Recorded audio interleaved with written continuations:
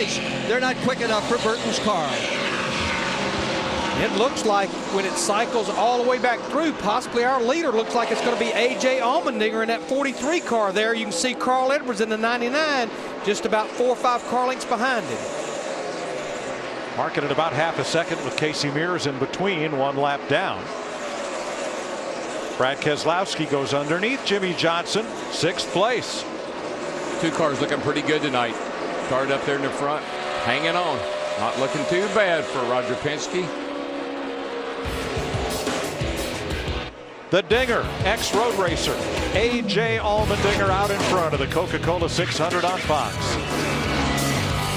Hi, my name's PFC Christopher Allmendinger, and I'd like to shout out to my cousin A.J. Allmendinger and a happy Memorial Day to all the NASCAR fans. 54 laps complete here in Charlotte. There is A.J. Allmendinger, Christopher's cousin, with the lead. Carl Edwards just passed him to take the lead back.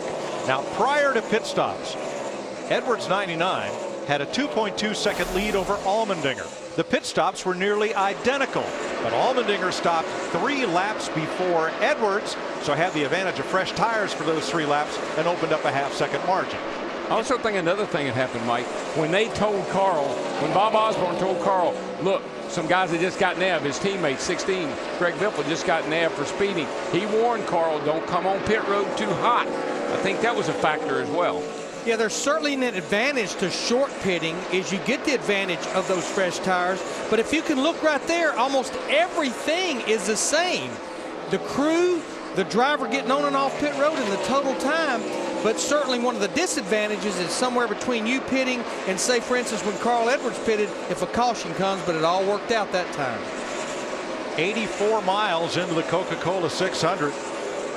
First to second, 1 second. Carl Edwards and A.J. Allmendinger. Denny Hamlin now 3rd. And here is Matt Kenseth, who started 19th. Matt, he's up to 4th. Mike, a problem on the 17 for Kenseth. Shortly after his stop, he told his team that he has a vibration. He feels like it's a rear tire that has a vibration. He's trying to hold on. A few moments ago, he says, I'm not sure how much longer I'll be able to stay out here. He's currently running in the 4th position. Well, Matt, we've certainly heard this a lot this year, not only from Matt Kenseth, but from almost every driver.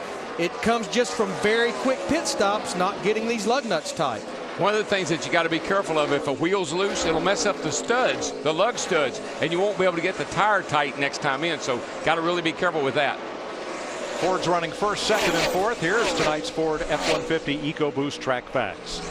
This track opened with a 1960 Coca-Cola 600. $107,000 was the purse. First in NASCAR history with 6 figures. 60 cars started, the largest starting field in all 105 Charlotte Sprint Cup races.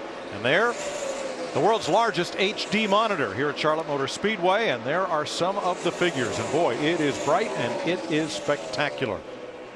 59 green flag laps so far, and Carl Edwards starting the night off much where he finished it last Saturday night in the Sprint All-Star race, where he pocketed $1.2 million. I know what I think I know what Carl is thinking as he drives this race car. I got these guys covered. I got the fastest car out here. I think he's really driving cautiously. I see him go through with lap cars, getting on pit road, a lot of being very cautious early in this race. Last couple of laps, the fastest car, though, has been the number 88 Chevrolet of Dale Earnhardt Jr., who started 25th. And Steve, he's up to 10th. And Mike, he made up a lot of that traffic, or a lot of that ground in traffic. In fact, before he pitted, he told Steve Letarte, it's a little slick on the right rear, but really good in turns 3 and 4. The car started loose, but that went away. It's a little bit on the snug side. They made no changes on that last stop. And quite honestly, he didn't get advantage of fresh tires earlier than some other drivers. He didn't pit to lap 45, which is toward the end of those green flag pit stops. His teammate Jeff Gordon right behind him in 11th, 12.7 seconds off the lead. And right behind Gordon, Kyle Busch, 13 seconds off the lead with his Toyota. Krista? They made an adjustment, Mike, because they were a little bit loose in. It was a wedge adjustment. Kyle came on the radio and said for the first 2 laps of this run since the stop, the car was good.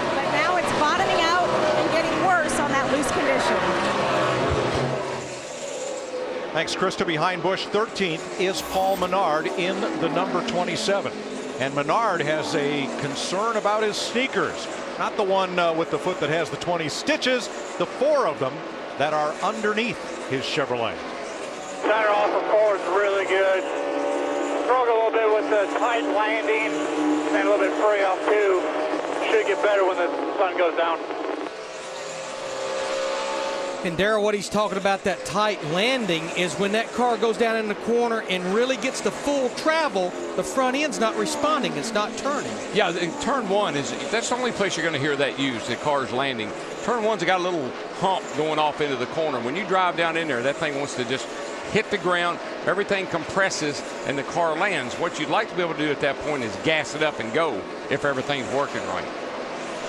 Well, it's working right for Carl Edwards. He has opened up his lead on A.J. Allmendinger now to 2.9 seconds. You know, we talk about Carl Edwards and how he works out and how he trains. Now, during the offseason, he loves to visit exotic places and see different cultures. He doesn't do it in a rental car. He does it by bicycle. This past offseason, he was in Vietnam. 2 years ago, he toured Thailand on a bicycle. Carl Edwards is pedaling hard to win the Coca-Cola 600. He's out front now by 3 seconds. With Carl Edwards still leading, let's take a look inside what's happening now in the NASCAR Sprint Cup Series, brought to you by Sprint and HTC Evo 4G. On lap 2, Jeff Burton set the fastest lap of the race so far. Speeds will go up as the sun goes down tonight in Charlotte. And most laps led. Carl Edwards has led 57 laps. Brad Keselowski 7. A.J. Allmendinger 5. Fuel your inner NASCAR fan with live in-car audio. Available on NASCAR Sprint Cup Mobile and the new HTC Evo 4G at sprint.com/speed. Tell you a guy that's picked it up just a little bit. Carl might want to start wondering about or worrying about. This cat coming right here. The third car there, Denny Hamlin, he's into second place now, and that car's picked up some speed since that last pit stop. Yeah, Darrell, as I walked through the garage area this morning, other than pointing fingers at the Roush Fenway Ford drivers, this was a driver that everyone felt like had a lot of speed. Hard to believe. We keep talking about it. 8 wins last year, battling for the championship. Still looking for his first win in 2011.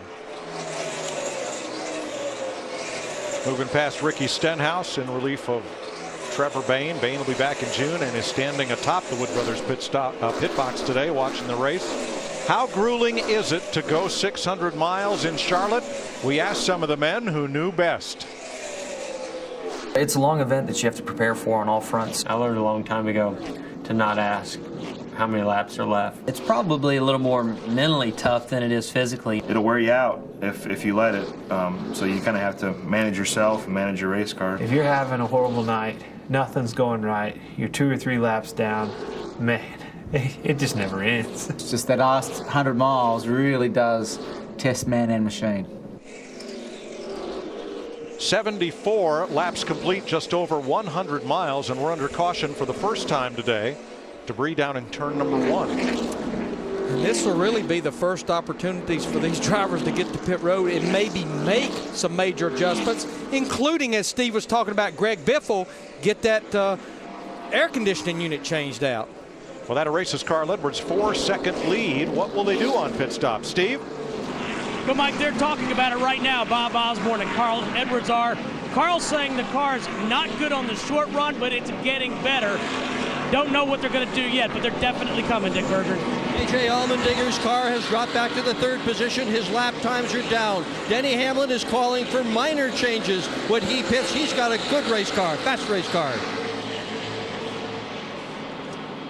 Say that was a big break for Matt Kenseth in that 17 as well, talking about that vibration. But honestly, we were about 10 to 12 laps away from what would be green flag stops again. It's also a big break for Joey Logano. Logano was the first car 1 lap down, so his Toyota will get the free pass and be back on the lead lap when we restart. Yeah, he beat Biffle out of that free pass. Recently, our NASCAR on Fox and Speed Audio team awarded the Sports Emmy for Best Live Event Sound. Let's show